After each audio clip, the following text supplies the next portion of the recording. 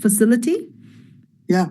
Yeah, and he is here to show us how babies and children with complex medical conditions are looked after in Japan. So without further ado, Dr. Tamura, the show is yours. There are people joining all the time, and they will type questions onto the chat pane or even ask you some questions if that's possible after your talk.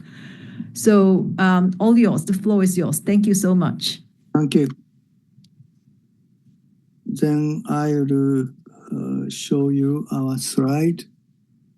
Just a moment, this one.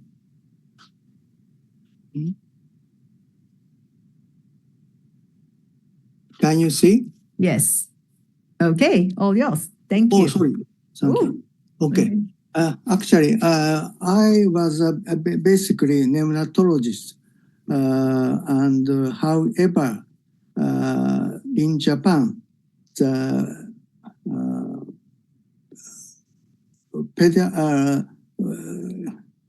technology-dependent children is increasing. Most of them are graduate from the NICU, and the total number of technology-dependent children at home is over 20,000. Especially the number of the technology-dependent children who required mechanical ventilator at home is rapidly increasing. Then I will talk about the background of technology-dependent children in Japan.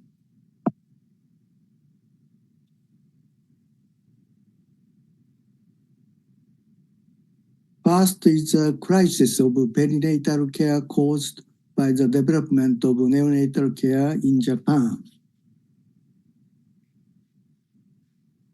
As you know, this slide shows the trends of neonatal mortality rate in modern Japan. Now the mortality rate of neonatal mortality rate in Japan is less than 0.6, very, very low.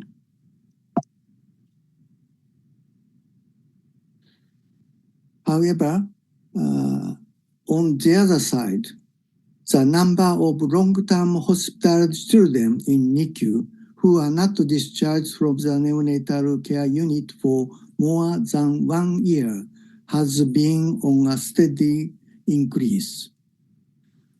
This blue bar means children admitted to the NICU over 1 year. Red bar is the children discharged from the NICU within 1 year, however, with ventilator. As you know, you can see children admitted to the NICU over 1 year is steadily increases. On such situation in 2008, tragic incident, we call it Bokto Hospital incident. A 35-week gestational age of pregnant woman with weak intracranial hemorrhage died after 7 perinatal care centers in Tokyo refused to accept her. What was shocking to those involved in perinatal medicine was that this tragedy occurred in Tokyo. Just a moment, okay. Where the perinatal care network was the most developed in Japan. And also the reason many facilities refused to accept the patient was that they had no beds in the NICU.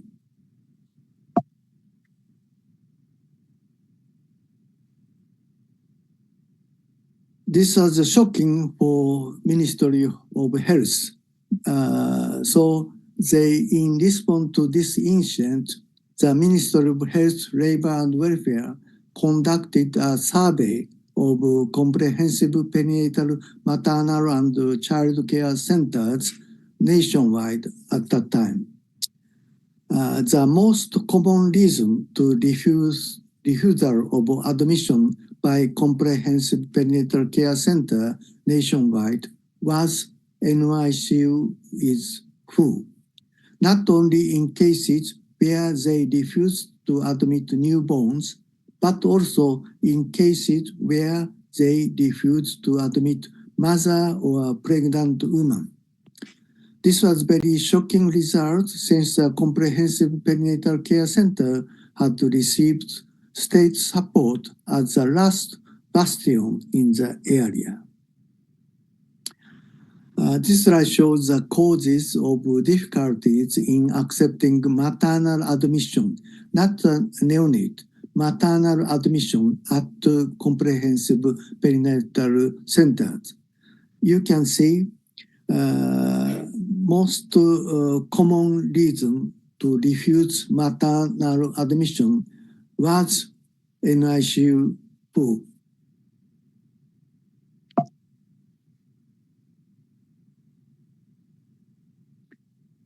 That means insufficient NICU beds. That's the main cause of the critical situation of perinatal care center in Japan.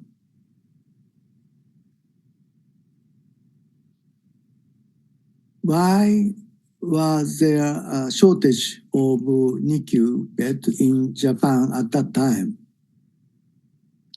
Although the number of delivery in Japan was already on the decline, the number of very low birth weight infant and extremely low birth weight infant was on the rise.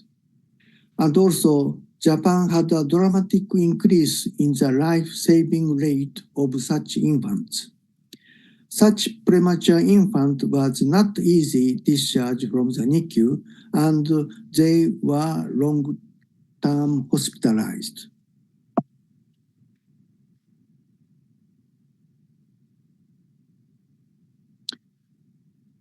Oh, sorry.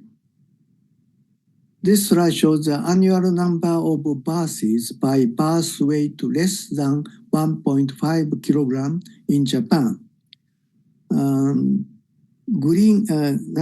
Blue bar means it is a number of extremely low birth weight infant.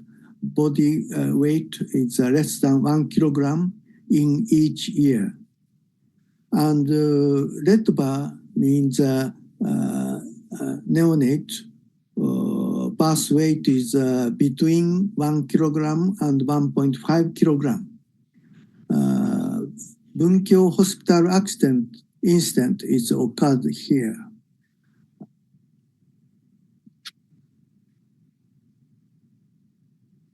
This slide shows a trend of mortality rate of extremely low birth weight neonate in Japan. Previously, the mortality rate is over 80% in Japan. However, it's dramatically decreased. And recent data, when Bokto Hospital incident is occurred, at that time, less than 10%. And that means that 90% of extremely low birth weight infant survived in Japan. This slide shows the average length of hospital stay by week of conception. The more premature infants admitted, the longer NICU beds are occupied. For example, if gestation age is 24 weeks, average stay in NICU is over 250 days. In Japan, the gestation age of 22 and 23 weeks is also we are trying to save. Once such baby admitted to the NICU, they will stay in NICU over 1 year.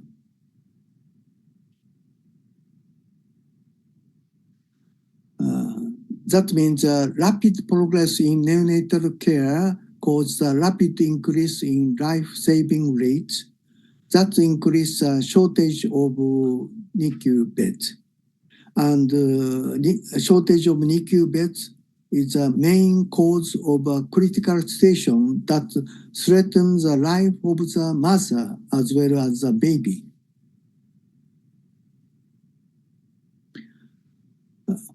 At that time, I was a principal investigator supported by the Ministry of Health and Welfare. This research group launched as a countermeasure for children with long-term hospitalization in NICU. So we requested 200 facilities for severely handicapped children nationwide to accept children admitted to the NICU long term. However, most of the respondents answered it is difficult to accept babies from NICU due to personal and equipment limitation. When I, the principal investigator, was at my wit's end, at that time, Dr. Maeda, he is a pioneer in pediatric home health care in Japan. He proposed, then let's use pediatric home care. This was the beginning of the rapid shift to pediatric home care from children hospitalized in the NICU for a long period. Then the number of children admitted to the NICU over 1 year is started to decline. On the other side, children discharged from the ventilator from the NICU within 1 year is started to increase. Now the NICU beds nationwide has increased much. However, but these children discharged with ventilator from the NICU within 1 year continue to increase.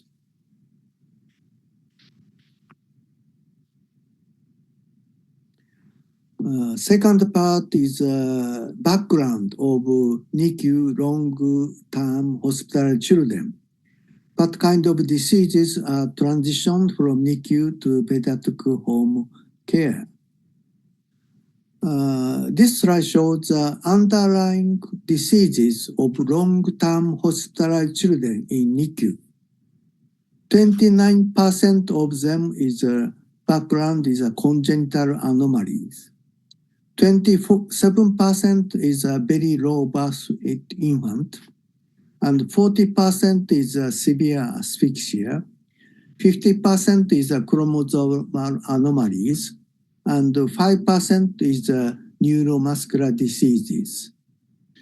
And as you know, even if very low birth weight infant stays in NICU with ventilator over 1 year, once lung matured, they could be weaned from the mechanical ventilator and they will leave the NICU.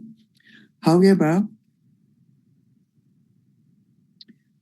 red color children have little chance of spontaneous recovery in NICU. I will talk about each of background children. First is asphyxia. As you know, birth is the most dangerous moment in a lifetime. About 50% of full-term babies need medical support at birth to start breathing. This slide shows the annual trend in early neonatal mortality rate due to asphyxia. The early neonatal mortality rate due to asphyxia is basic, no change in this year. But because I was a task force member of neonatal group in ILCOA, we made a neonatal resuscitation guideline 2005, and also we started a neonatal resuscitation training program from 2007. Then early neonatal mortality rate due to main to asphyxia is gradually decreasing. However, on the other side, it might increase survivors with brain damage due to asphyxia. And in Japan, the definition of border between abortion and premature delivery has changed from 24 weeks to 22 weeks in 1990. After that, we did nationwide survey research how many baby born in Japan, gestation age of 22 weeks, and how many such baby could survive. On this slide, this red bar is death cases, percentage of death. And this is a survivor discharge from the NICU. Blue bar is a discharge with severely handicapped condition. And yellow bar is they survived with intact survived rate. On 2000, over 80% baby died. Only 15% survived, but only 60% of survival case is intact survivor. On 2007, survivor death rate is decreased to 60%, and 2010 it decreased. Death rate decreased 40%. On 2014, it's less than 30%. And in our NICU, Saitama Medical School, at last year, the survival rate of gestation age 22 weeks is 90%. However, 40% of survival cases have severe handicap. And they usually stay in NICU for long period. Now they are at home with ventilator like that. About 18 trisory, as you know, that is a very poor prognosis. However, just a minute. This video is presented by Dr. Kajiwara about almost 25 years ago. On this video, this girl is 18 trisomy. She is dancing at her kindergarten. You can see.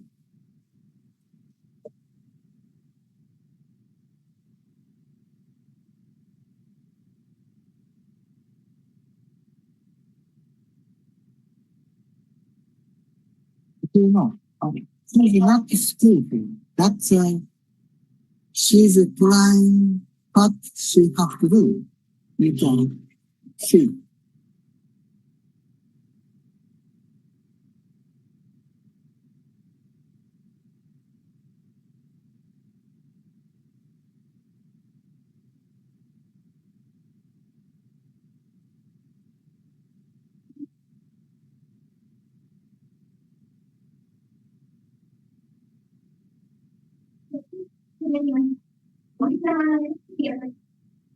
When this video is presented at the annual meeting of neonatologists in Japan almost 25 years ago, at that time the chairman is Professor Hitoshi Nishida, a very famous neonatologist. He started to crying on the chairman's desk because until that time he recommended once we recognize the baby is 18 trisomy, not try to save the baby because even if they can survive, they have a very hard condition, and not only the baby but also for parents. So don't try to save. That was a recommendation by him. And then, but once he saw this video, what we are doing, maybe we cut such a possibility of the baby of 18 trisomy. After this video is opened on the meeting, many neonatologists in Japan started to try to save the 18 trisomy.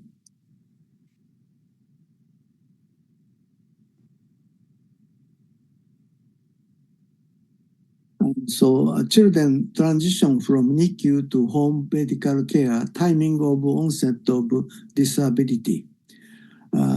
Before birth is a congenital anomalies, chromosomal anomalies, and at the birth, severe asphyxia or very low birth weight infant.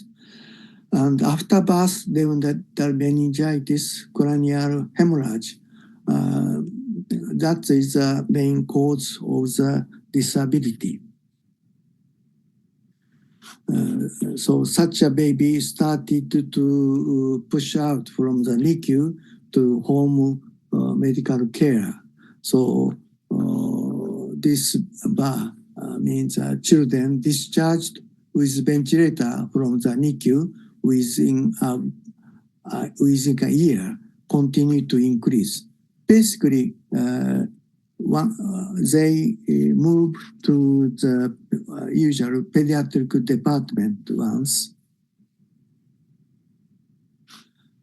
with mechanical ventilator, and 2/3 of them is discharged from pediatric department with mechanical ventilator to home.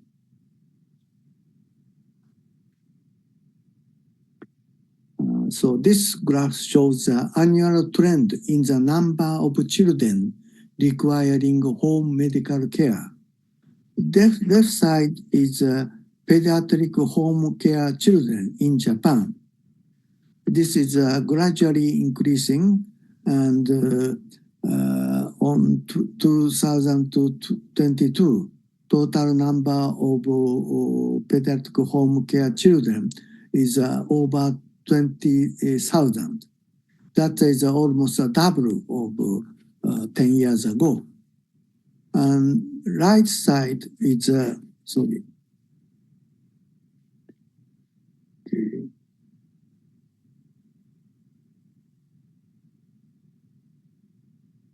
Sorry.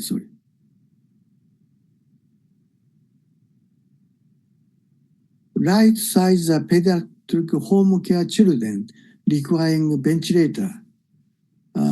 It is now over 5,000, almost 10 times before compared with that of on 10 years ago.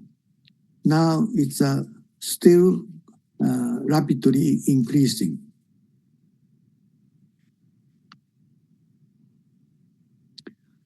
And at this moment, one problem is moving technology-dependent children at home. 1/3 of technology-dependent children at home are movable. This boy is this boy, he has a tracheostomy. He's on mechanical ventilator overnight, but in daytime, he's go to school. This school is a very famous Seiko Noda's son. Seiko Noda is a very famous Diet member, National Assembly member.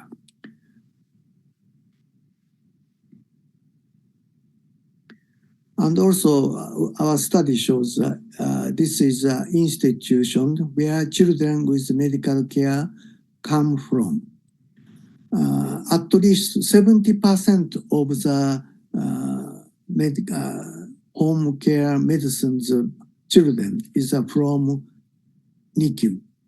60% is from PICU or pediatric department. 40% is unknown. This slide shows the characteristics of pediatric home medical care compared with adult. Total number of home care children is not so many, and they are widely distribution in Japan. Medical conditions are quite different from those of adults, and many of the patients are from NICU and PICU and have a high medical dependency and severity of illness. Many discharged directly from advanced medical facilities, university hospital or children's hospital. And pediatric home healthcare patients are often managed by their primary physician in the hospital with outpatient care management after discharge. Many of home physicians, home nurses, caregivers, and home rehabilitation staff, they are taking care of the adult cases, so they are not skilled in working with severely ill children, especially like children with mechanical ventilator. And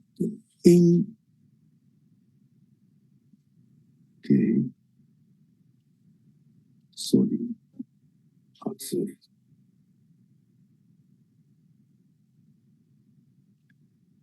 Sorry, it's very noisy. Okay. And there are a lot of individuality in patient, increase body size from 3 kilogram of baby to 80 kilogram of high school boy. For example, many size of tracheostomy tube have to be prepared to take care of pediatric home medical care. And patient growth, development, rehabilitation, and education must be taken care into consideration. But in Japan, there is a care manager for adult cases, but no care manager like adult care for children as insurance.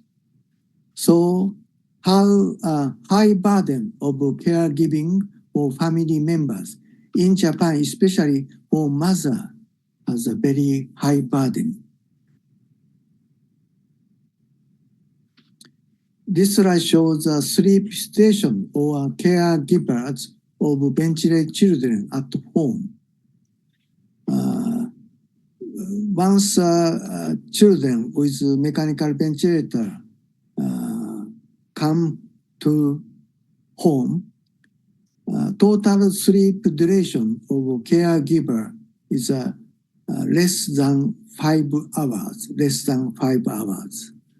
And also the sleep pattern or caregivers is not continuously.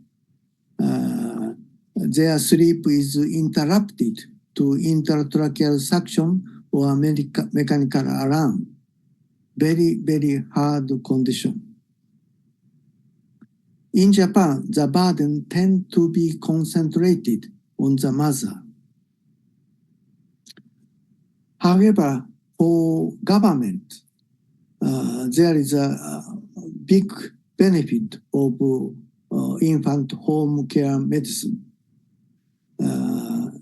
By shifting to home medical care, not only can NICU and PICU bed be utilized, but also the cost of medical care in society as a whole can be reduced to 1/5 or to 1/15. This is because mother will perform most of the work that physicians, nurses, rehabilitation staff, and social workers used to do during hospitalization. Part 3 is a school problem. This slide shows the number of children requiring medical care in school is rapidly increasing. In 2006, only 545 students requiring mechanical ventilator. However, on 2018, it increased to 1,502. And so most children in need of ventilator must be accompanied and cared for by their parents in school. So on 2017 to 2018, I did a principal investigator of research on nursing care in educational institutions for children requiring medical care. This intervention study's purpose is we will identify the benefit of eliminating parents' chaperones by involving home care nurses skilled in respiratory care at school for children requiring ventilators.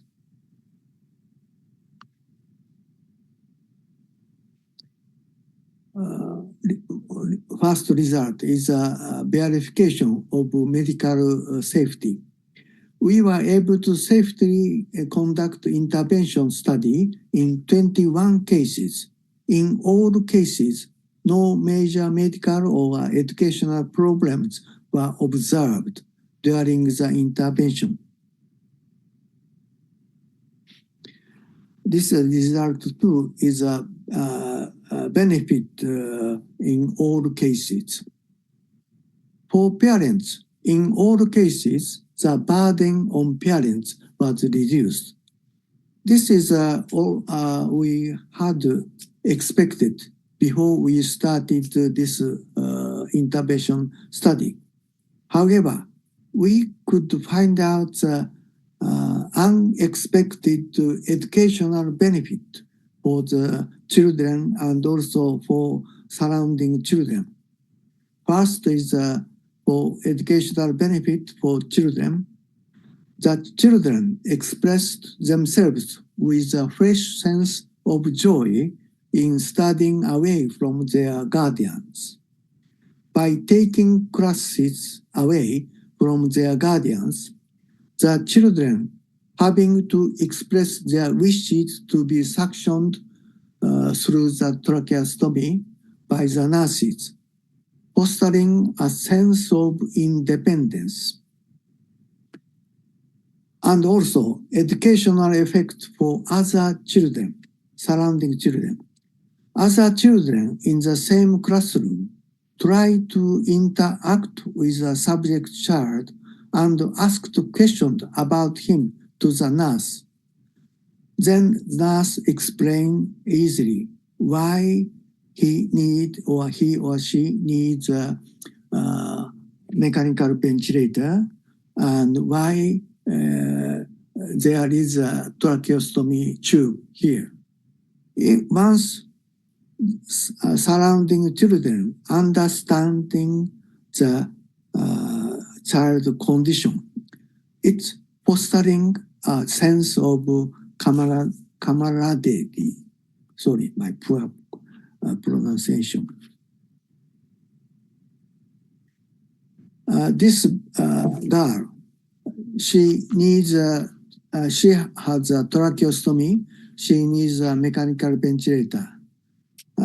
Now she's start to go to school with visiting nurse. She is expression of independence in the car. Please listen.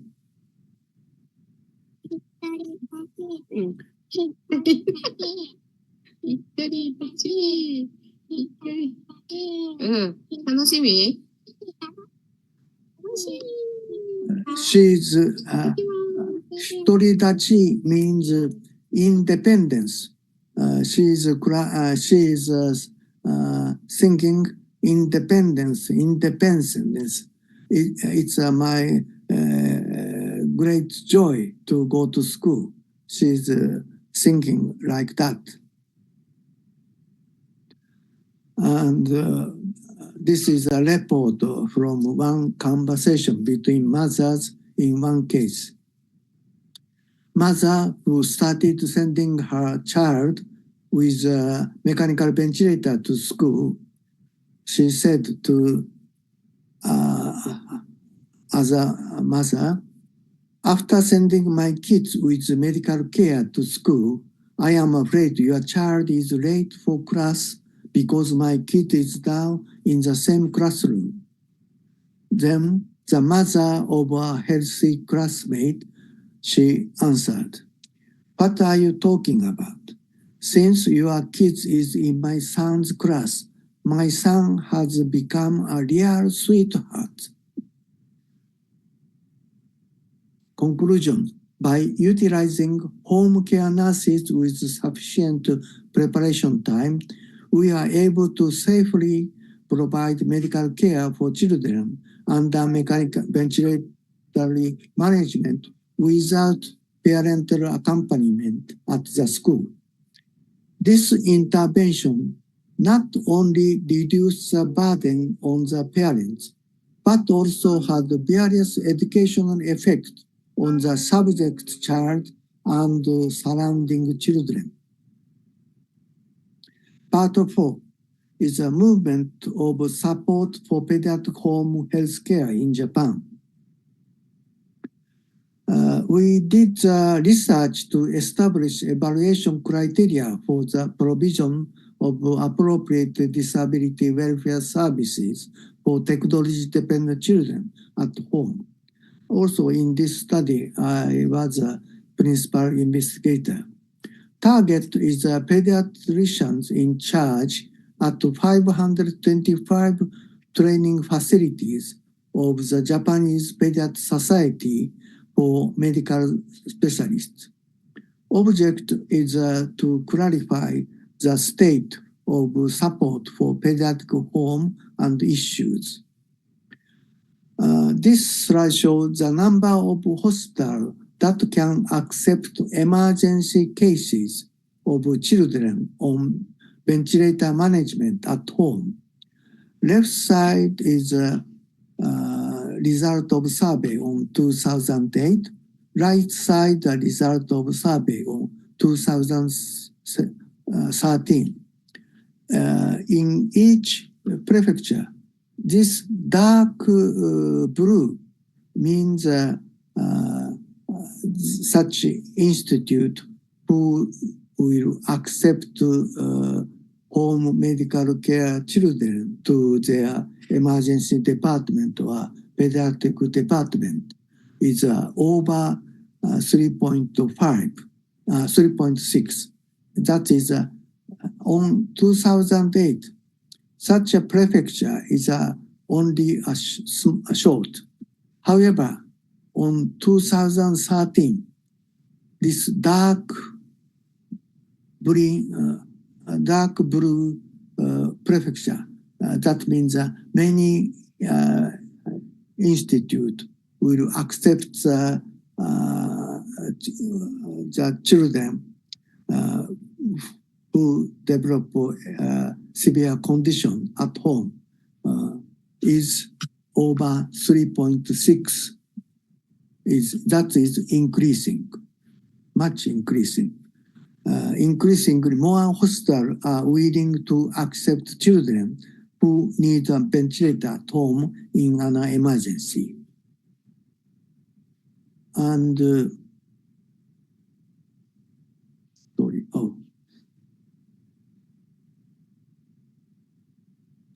and also we sent a questionnaire on pediatric home medical care support by home care support clinic, basically for adults. On 2009, there are almost 12,000 home care support clinic for adults. At that time, only 1,400 clinics response to our questionnaire. On the survey of 2016, almost over 4,000 clinic response to our questionnaire. And this is actually second question. Have you treated pediatric patient at home? Almost 74% clinic, they have never treated children. And only 31 clinic, they treated more than 10 children. And 2.7% clinic take care more than 5, less than 10 children. And 20% clinic, they are treated less than 5 children. However, compared with the result of on 2009, on 2016, compared to 2009 to the 2016 survey showed a 2 to 3-fold increase in positive response to all questions. So many clinic basically taking care of adult home care, they started to take care of the children. Big tailwind to promote pediatric home healthcare support is started. It's on 2021. The law for supporting technology-dependent children at home has passed through the National Assembly. This act is a law for supporting technology-dependent children at home. This is created to reduce the burden on families raising children with medical care, to ensure the healthy growth of children with medical care, and to prevent their families from leaving workforce.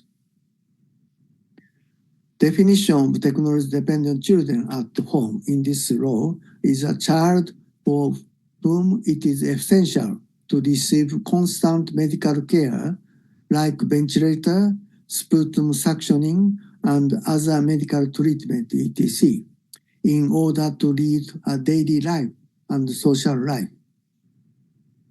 Basic philosophy of this law is supporting the daily life and social life of technology-dependent children at home, and support the technology-dependent children to receive education together with healthy children. Measures that respect the wishes of technology-dependent children and their guardians, and eliminate regional disparities. specific responsibility of the municipality. Especially, each municipality is responsible for assignment a nurse to ensure the children with medical care can attend the school of their choice without family escort. And also, according to law, social supporting center for technology-dependent children at home have been established in all prefectures. Such support center covering family counseling, and also they provide information and training to support groups for technology-dependent children.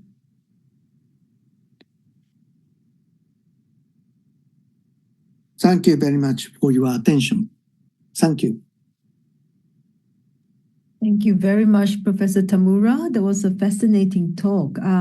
We invite questions from the audience. I guess the first thing we think about when we look at your extensive home services is how do you pay for all of that? Who pays for it? Do the parents have to pay any money? No. Basically, nurse will hired by the school. So local government have to pay the money for the nursing staff. No pay from the parents. Right. I suppose it's a trade-off between your NICU beds and your home care for the costs, right? Yeah.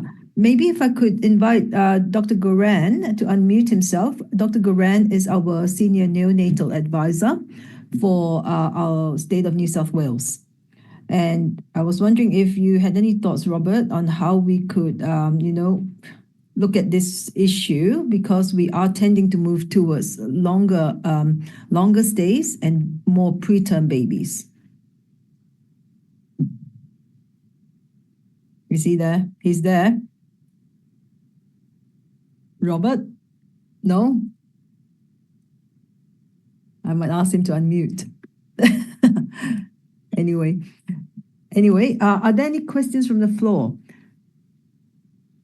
No? Okay, so my question is how much education do the parents need to be able to look after a ventilated child at home?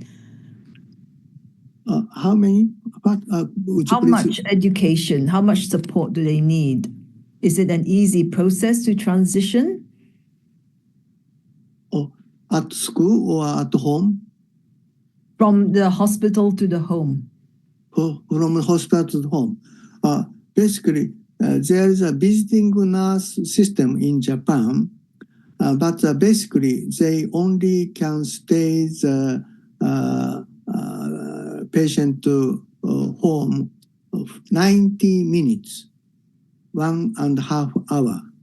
Right. And other time, parents, especially in Japan, usually in such a situation, father is go to work and the mother is usually stay home and take care of the baby or child. Do the parents have many relatives that can help? I mean, the burden on the mother would be incredible. Yeah, incredible. Yeah. Is there any, are there any parents who have given up and not able to continue their home care? Yeah. In such a situation, there is some institute.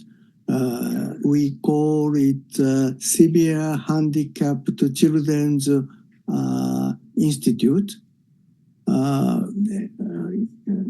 Such institute, but however, as I showed in my slide, many such institute is not so many manpower and also mechanical ventilator. So it is not easy to accept children with ventilator. So usually once one children died, then they can accept another children from home. So there is a long waiting list. That's right. That's right. Okay. What is the average age of children in the home in these institutions? Oh, it's now increasing the age. Yeah. But I don't know the exact number. But I heard their problem is a transition of children to adult, because such institute is started for the children's admission, so they are not ready for accept adult cases. But once child is develop and become adult, it is not easy for them to find out the place for them. There are group home in Japan. That means such a handicapped adult will stay in one house, and some visiting medical staff support, and so parents of them don't need just some visiting time. They will take care, but most of the time parents will stay their own house. But such a group home is not many in Japan. And just for the audience, just if you can confirm your age of adulthood in Japan is 20? Adult? Yes, when a child becomes an adult, it's 20 years old. Yeah, but no. Actually, in definition of children and adult is 18 years. 18 years. Mm-hmm. However, in Japan, every 5 years record of how to say medical insurance will published, not for each year. So we can find out the number of total home medical care is between 0 to 5, 5 to 10, 10 to 15, 15 to 20. So the number I showed on the graph is at that time that our definition is 20 years. But basic definition by Japanese law is 18 years. Dr. Goran is saying that he has no microphone, but to say that the healthcare responsibility in Australia is with the local health district under a hospital in the home model. And we have a countrywide national disability insurance scheme with responsibility for funding. So I think it's a concept that many of us will need to embrace, because we are providing more and more treatment to younger and more complex children who in a few years ago would have had a high mortality rate. So for the last 5 minutes, if there are no more questions, may I ask, what is the predominant pathology in the children who are entering your home complex care services now? You showed several pathologies: congenital, heart problems, asphyxia. What is the main problem now facing the children? It's a problem is also the transition. What's the medical condition? Are they preterm babies? Are they HIE babies? Oh, at this moment, we don't know each number, each percentage. Okay. But at this moment, our big problem is after 18 years old. The act to support home medical care children is just support for the children until age 18 years. After 18 years, the support will go away. And so now we are pushing the Japanese government to support such cases who had support until 18 years at home care. If they still stay in home care over 18 years, they should be supported. But at this moment, we are not succeeded. Not ready yet. Yeah. Yeah. Anyway, there are no questions, Professor Tamura. I want to thank you again for your time. I know you have to catch a flight. You have to go somewhere now. Yeah. So if the recording is okay and you approve, I'll have a look at it and make sure that there's nothing weird in it. It would be great if we could share it with our group for the people who could not make it today. Yeah, sure. But I'm very sorry. My English is very poor. Oh, no, it's better than my Japanese. All good. Thank you. Thank you very much. And Thank you. have a good afternoon. Have a safe flight. Thank you. you. Thank you very much. All Thank right. you. Bye-bye, everyone. Bye-bye. Bye.